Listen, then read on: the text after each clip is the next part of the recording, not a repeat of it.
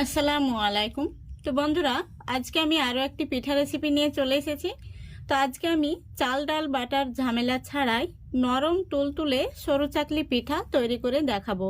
তো আশা করছি আপনাদের রেসিপিটা ভীষণ ভালো লাগবে। তো চলুন শেষ পর্যন্ত দেখার অনুরোধ রইল। দেখুন, এখানে আমি একটি মিক্সি জার নিয়েছি, আর জারের মধ্যে নিয়ে নিচ্ছি 1 কাপ সুজি। তো বন্ধুরা, সুজি দিয়েও কিন্তু সরু চাকলি পিঠা খুব সুন্দর বানানো যায়। এবার দিয়ে দিচ্ছি স্বাদ মতো লবণ, তারপরে দিয়ে দিচ্ছি 1 চামচ চিনি। এবার এর মধ্যে আমি দিয়ে দিচ্ছি 1/4 কাপ কোরানো নারকেল। এতে করে এই সরু চাকলি পিঠার স্বাদটা দ্বিগুণ বেড়ে যাবে। এবার এর মধ্যে আমি দিয়ে দিচ্ছি যে কাপে মেপে সুজি নিয়েছি সেই কাপে মেপে তরল দুধ। তো এখানে আমি প্রথমত 1 কাপ তরল দুধ দিয়ে দিলাম। এবার এগুলোকে আমি খুব ভালো করে পেস্ট করে নেব। দেখুন, খুব ভালো করে আমি পেস্ট করে নিয়েছি। এবার একটি মিক্সিং বোলে আমি ঢেলে নিচ্ছি। তো এখানে আমি 1 কাপ দুধ দিয়ে পেস্ট করে নিয়েছি। তারপরে দেখুন, আমি আরও 1 কাপ জল নিয়েছি। এই জলটা মিক্সির জারের মধ্যে দিয়ে জারটাকে ধুয়ে আমি নামিয়ে নেব।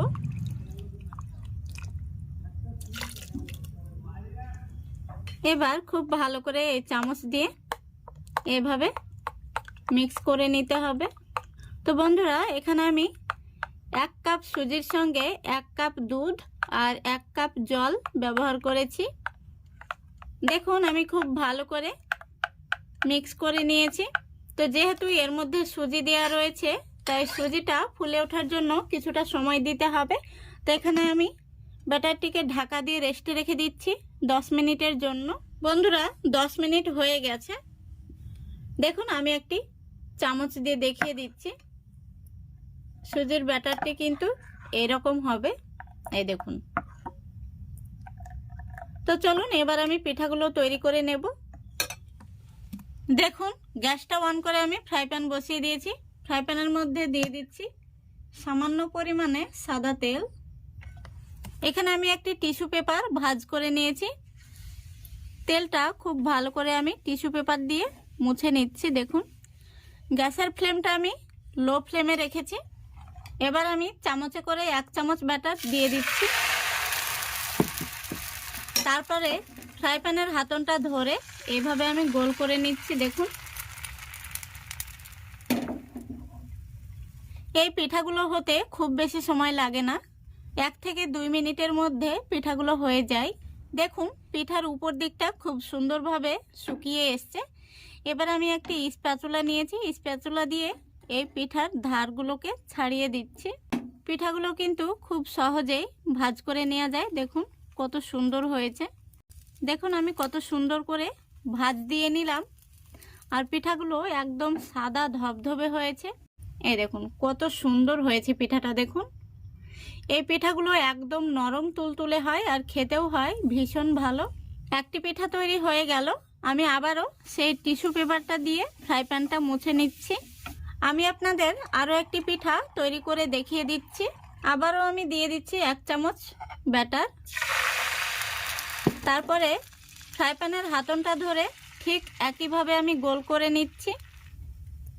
এই পিঠাগুলো একেবারে পাতলা আর নরম তুলতুলে হয়। দেখুন, পিঠাটার উপর দিকটা শুকিয়ে এসছে।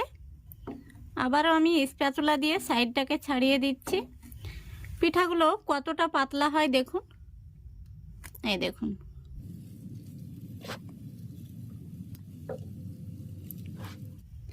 দেখুন, আরও একটি পিঠা তৈরি হয়ে গেল। একইভাবে আমি সবগুলো পিঠা তৈরি করে নেব, তারপরে দেখাচ্ছি।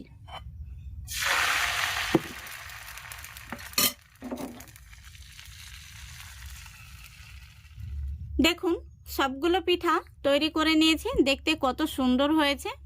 তো আমি একটি পিঠা আপনাদের দেখিয়ে দিচ্ছি কতটা এই পিঠাগুলো পাতলা হয়।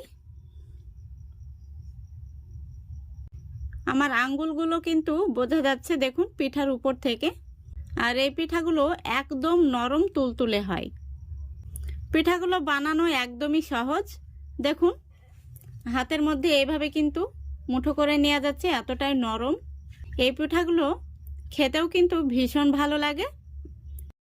এই পিঠাগুলো আমি পরিবেশন করার জন্য এখানে খেজুর গুড় নিয়েছি। তো গরম গরম এই নরম তুলতুলে পিঠাগুলো কিন্তু খেজুর গুড়ের সঙ্গে ভীষণই ভালো লাগে। আপনারা একবার হলেও বাড়িতে ট্রাই করবেন। আশা করছি আজকের এই রেসিপিটা আপনাদের ভালো লেগেছে। ভালো লাগলে অবশ্যই লাইক কমেন্ট শেয়ার করে দেবেন এবং চ্যানেলটিকে সাবস্ক্রাইব করে অল নোটিফিকেশানটি অন করে সঙ্গে থাকবেন। আজকের মতো এখানেই বিদায় নিচ্ছি। সবাই ভালো থাকবেন, সুস্থ থাকবেন। খোদা হাফেজ।